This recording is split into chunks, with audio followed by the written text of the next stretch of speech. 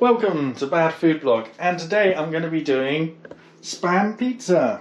I started opening the tin can before I forgot. I'm not filming, I should be filming this. This one's going to be fun. Spam pizza is yummy. If you've not worked it out, it's pizza with a topping of finely cut Spam.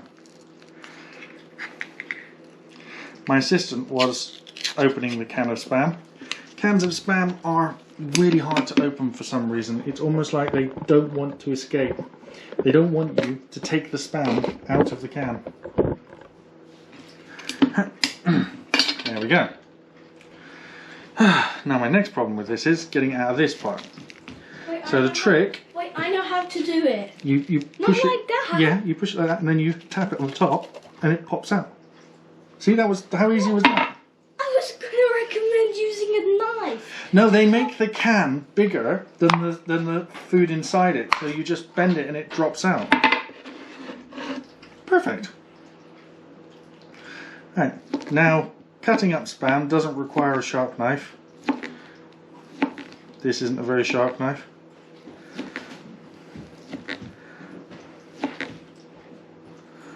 And cutting it evenly requires patience and attention to detail, which I have the patience, I just don't have the attention to detail. There. Now. See, there we go, lots of little bits of Spam. Now, what I could do is fry the Spam a little, dry it out a little, and push some of the fat out of it, which I think I might do just to make it slightly nicer pizza topping and give it a bit more crunch. Not very much, I'm just going to season it and fry it a little bit. So we'll take it over and we will fry it.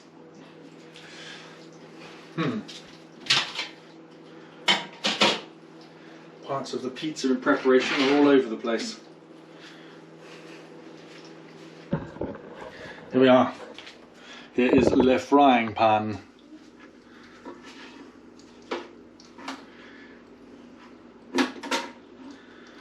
In goes the Spam. Because if I just use it as it is, it's going to be okay, but I want to add a bit more flavour and a bit more mystery to it. I want it to taste a bit more like bacon, so I'm going to have to wash my hands. I'm just... There's my part of my thumb and my palm I didn't touch anything with, so I'm like doing this to open and close the... There you go. Right. So I'll fry that for a little bit and then bring you back once that's fried. Obviously, preparation of your ingredients is an important part of making a pizza. Here we are, the Spam is frying, it smells amazing. I've just put a tiny bit of pepper onto it. Don't worry, that's not going to add much of a flavour, it's just a little bit of seasoning on the outside. It does not require any salt. It is, of course, ham. It is reformed ham, it contains quite a bit of salt. But it's just dried it out a little bit. What that's going to do, it's going to stop it making the pizza soggy. The bit that makes a pizza soggy is the sauce, which will dry out a little bit. So, I now need to go and grate some cheese. Also, I think I can turn that off now. Maybe I'll leave it cooking on a low heat for a couple more minutes. So, I'm going to go and grate some more cheese. And for the bread, I've done the old trick of using the bread maker, putting the bread mixture in, leaving it to rise, and turning the bread machine off so it doesn't bake it by accident. And it's keeping it at quite a nice mellow temperature, because this thing gets up to the ideal sort of 34, 35 degrees centigrade, and then just sits there. So that it's one of these sort of packets you get for a bread mix for a bread machine, and that's how I make my pizza base. Pretty cool, huh? My next task is grating the cheese. So we're using some mature cheddar, and this grater is really cool. It's just about the right height, the right angle. You just jag the cheese across it, and as you can see, it just vanishes into there. I'm using a combination of mozzarella and mature cheddar cheese. Now that's all the mature cheddar cheese we need. Not too much, but it's just to add a sort of tinge of extra flavour to it, which is of course fantastic. And we keep the mozzarella in the freezer because I buy it in 3 kilo blocks. or 6 kilo blocks, then we cut it up and it ends up getting frozen. Because in this country mozzarella is reasonably expensive. And freezing it, so I end up getting these sort of like 3 pizzas worth of cheese.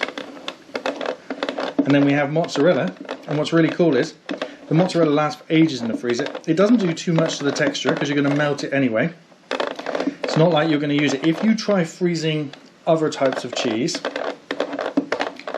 for example, one of the worst cheeses to freeze is cheddar, especially mature cheddar. It just crumbles and you can't even do anything with it. But mozzarella always grates like this anyway, and always pretty much crumbles. You can hear that sound. That's the Spam looking absolutely yummy. It's just sort of reaching the right sort of dried out density that I was looking for now. So I'm going to turn the heat off. Just let it sit there for a bit. Right, let's carry on grating the cheese. Oh. This thing fills up. The cheese doesn't collect in the right part of it, and you got to move it around.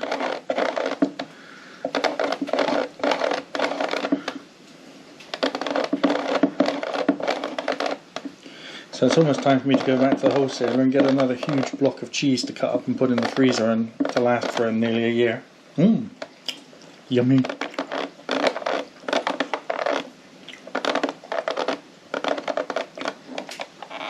Okay. Just throw that in there.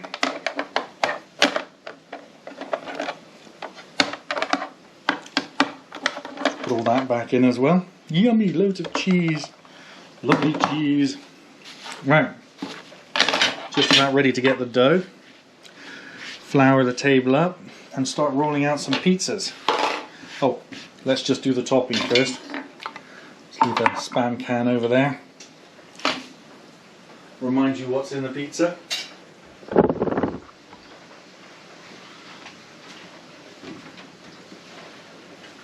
The topping we're going to be using is peanut butter. No, I'm kidding. I might actually do a peanut butter pizza, but that would be more for a joke.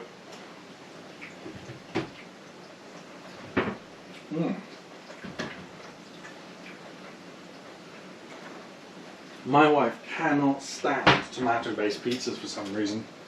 So we always end up using this. Campbell's cream of mushroom soup sort of deal. And preparation's really simple. There we go. I removed the lid. Could not get much easier than that.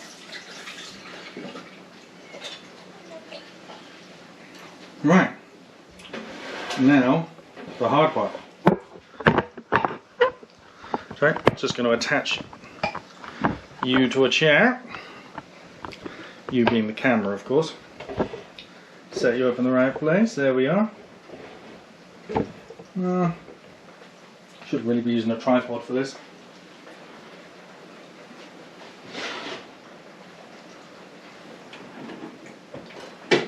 And I don't know, remember seeing the bread earlier? It was half the size of that. As you can see, the bread has proved itself, risen very effectively, and is absolutely perfect. What I now need to do is flour the top, chuck it in a bowl so I can divide it into 3 pizzas worth of dough, or maybe 4, and make a dessert pizza as well. A dessert pizza? Now there's an idea. What would I put on a dessert pizza though? Has anyone ever done... Oh. God, where's that gone? I flour my hands up. Sorry about the noise, there's thunderstorms going on. We're occasionally getting covered in rain and the occasional clap of thunder. And there it is. Yeah. This is the mechanism from inside which stirs. Nobody wants that in the middle of their pizza, do they? Just flouring my hands up means I only get them covered in flour, not sticky dough. Right.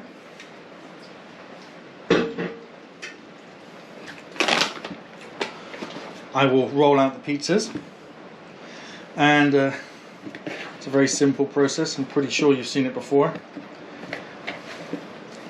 I divide off a portion of dough which is going to be used for a pizza. It's nice and springy dough. And flour the surface to make sure it doesn't stick. Lay down the lovely dough.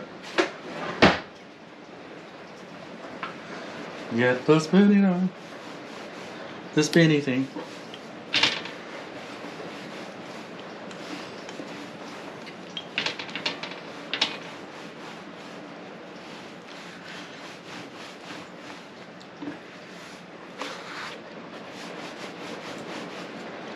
Alright, there we go. This really isn't.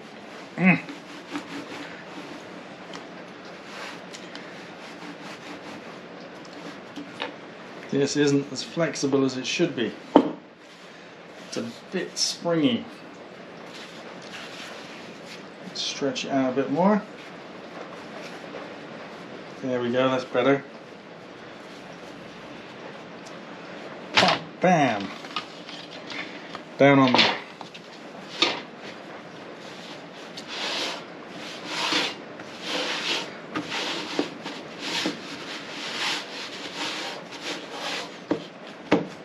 There we go.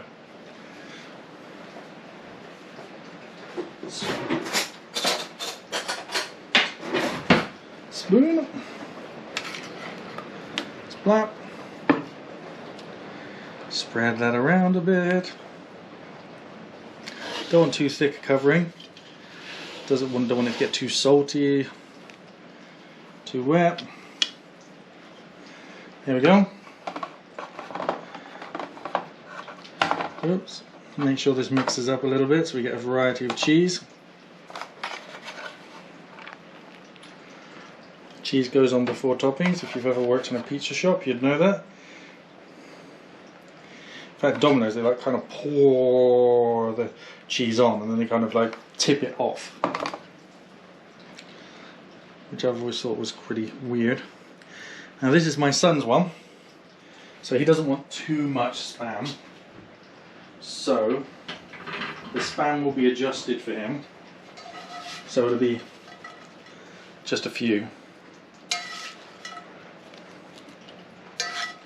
There we go, that's enough. And he doesn't want anything special like an egg broken over it or anything. There we go. And this goes into the oven. La da da da.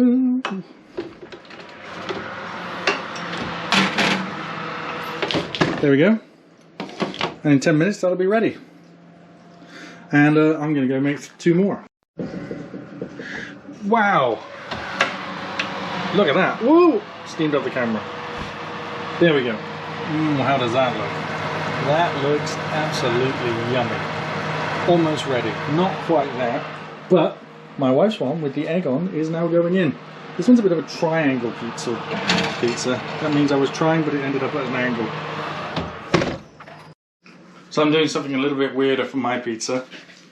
So I don't want to use too much dough on mine, so it's going to be a little bit, because there's a surprise extra pizza coming. But my pizza is going to be an odd one. Needs a tiny bit of oil in there. I'm going to stretch out the dough, not roll it. Pop it in the bottom of the pan. Get the dough nice and oily, oil the pan as I'm doing that. Ah, I've got a hole in the middle, close that hole up. This is what not rolling it's going to do to you. I'm going to try and... Ah! That is not working at all. There we go. Ah, come on, do not have a hole in the middle. Just keeps reopening because of all the oil. There we go. You eventually knead everything out to the edge. Close that little bit of a hole up. Perfect. Put my sauce in, which will be much thicker. This is like a deep pan Chicago style one.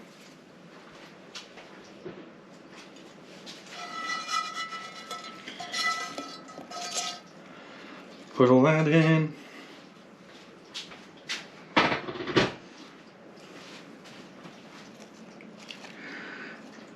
And then with this type, cheese is concentrated and goes on top.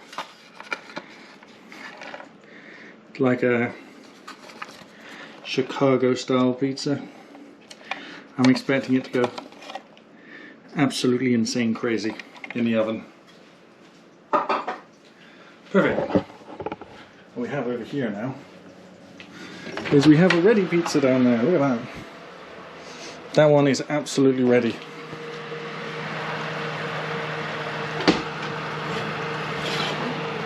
Well, hey, so there's the first pizza. That one's completely ready. Place that on there. Let's grab my one. Put that in there. See how the top one's doing? Well, the egg's doing very well. It's getting close. Close that up.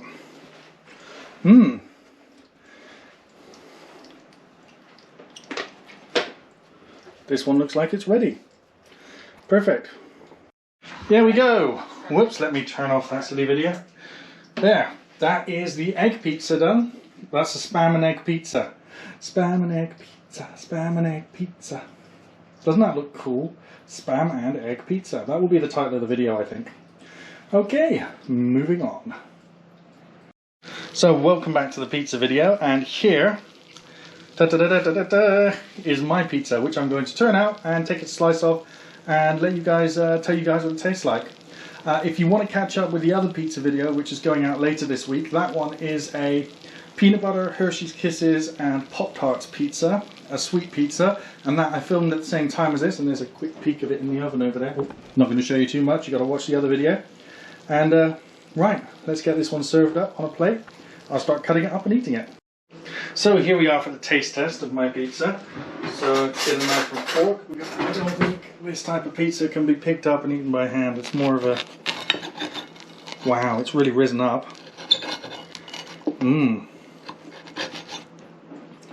Wow, there we go. Nice and thick, risen all the way through, cooked really nicely.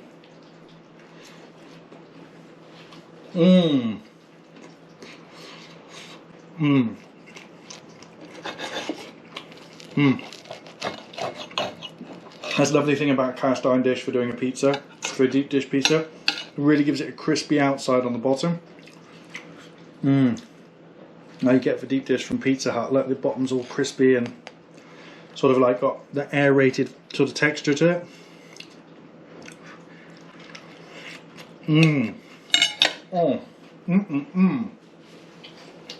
That's amazing. Well, thanks for watching.